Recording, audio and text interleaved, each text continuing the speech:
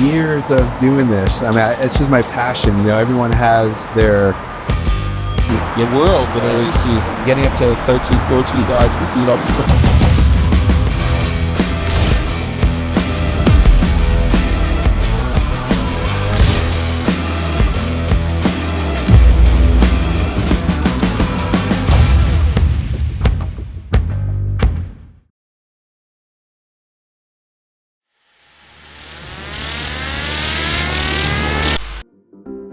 Thank you. Yeah. Well, for sure. I mean, it's just years of doing this. I mean, it's just my passion. You know, everyone has their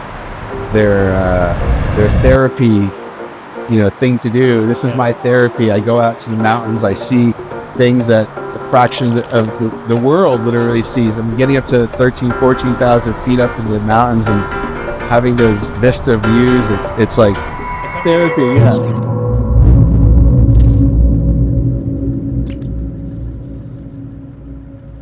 So what got you into off-roading from the start? Like, what sparked the fire?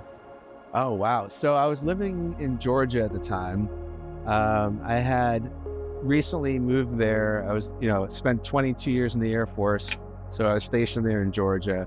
And it was a buddy of mine who had a old Gen 1 Toyota 4Runner. Yeah, it was a beautiful vehicle, and he was like, "Hey man, you should think about getting something else." And I was always into sports cars. That was like my thing before. Sure, that guy. Yeah, I was that guy. I was like, Fast and Furious, dude, let's go. So there was a FJ Cruiser for sale in the town. I bought that, bone stock. The addiction just kicked in. I was like, I have a vehicle that can take me wherever I want to go. These, you know, 4-wheel drive, rear lockers, you know, front lockers. I can go wherever I want. Because cars, you're limited, right? You can't go in the mud and dirt and trails. And it doesn't end well. And having an adventurous spirit, you know, you definitely want something that will take you wherever you want to go. But the main thing is the fun factor. It's just so much fun.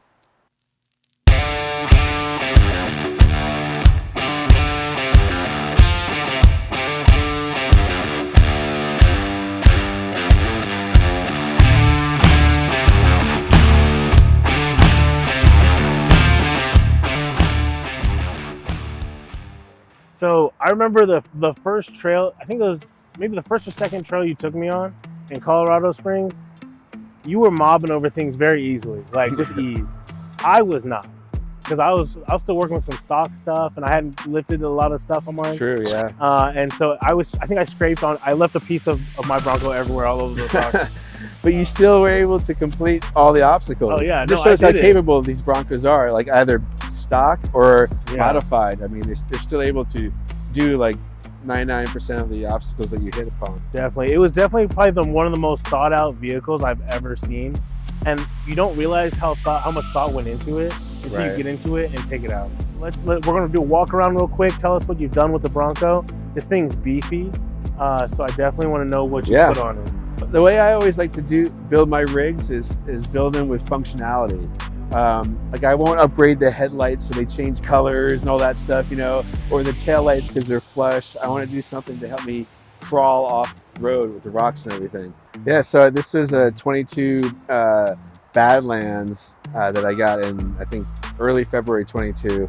And it comes with a Sasquatch package. With me being the off-roader that I've been for 15, 20 years, I couldn't keep it stock, of course. One of the first things I did was upgrade the bumper.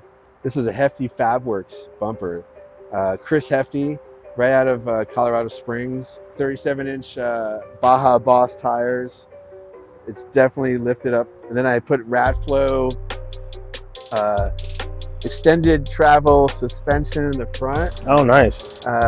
Gives me about 3.5 inches of lift, but it's got all extra long travel. These are rough country sliders, and literally for the bang for the buck, they protect the side the most. So this is like, they're like $400 compared to all the other sliders, which are about like $1,000. $1,000, yeah. So $400, you definitely get your money's worth with these guys. This is an RCI roof rack. These guys are made in Colorado also. And the two cases, this case is full of tools. I've got impact gun here. I've got a toolbox full of the most random wrenches and whatever you can imagine. And the only reason those tools are in there are mostly because I've broken down on the trail so many times over the past 15, 20 years that I've learned what I need to keep with me so I don't get stranded.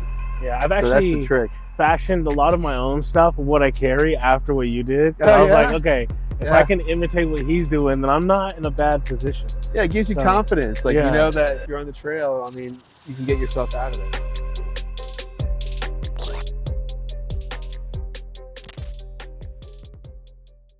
Yeah. And so, yeah, definitely. One of the big reason why we wanted to have you on the docuseries is because you have a high amount of character.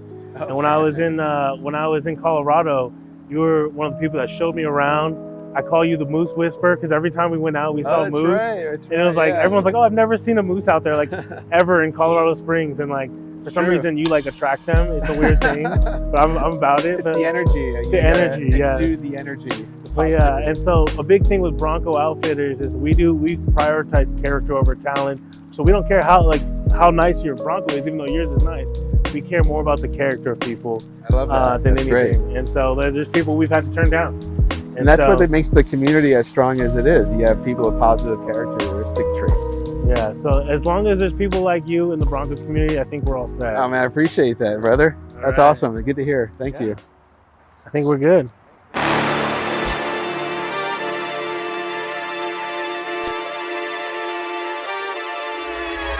Hold up, why do they doubt the kid? I'm about to prove them all wrong.